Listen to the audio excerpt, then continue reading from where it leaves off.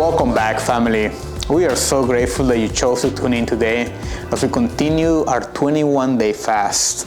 This week we're still in the section of Consecrated to God. And I'm excited to go over a familiar passage that I think will encourage us deeply today. It comes from the book of John, chapter 4, verses 23 and 24.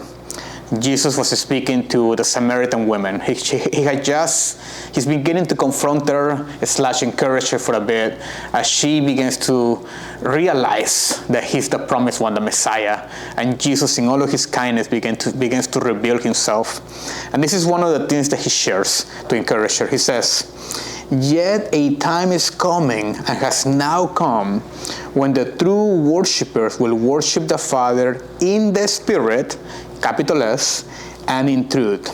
For they are the kind of worshipers the Father seeks.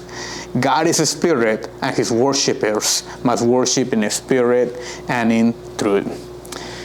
Two things I want to encourage you from this brief passage. The first one is the following. Are we worshiping during this 21-day fast? Are we worshiping in a spirit?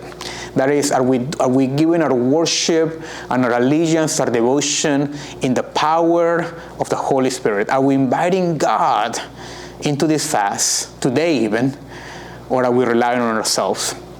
It isn't uncommon that even spiritual disciplines like fasting, we can take upon in our own power, in our own will, and we neglect to invite God into the weakness that we experience.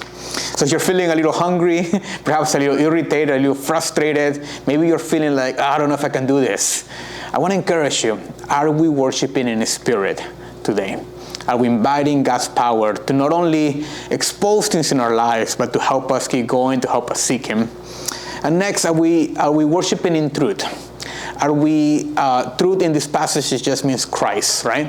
Are we asking the Lord, help me see things through your eyes.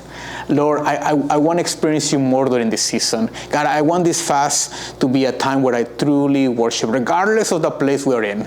And I want to end with that, right? When Jesus is having this conversation with the Samaritan woman, she is confused about where to worship. And what Jesus reminded her is simply, it doesn't matter where you are, whether you're in the temple or in the mountain or the well. What matters is what's the state of your soul, right? Are you worshiping in spirit and in truth? And I think the same is true for us today. So whether you're watching this at home, on a break, at work, I want to encourage you, take every opportunity that you can to worship in spirit and in truth. Thank you for tuning in, church. See you soon.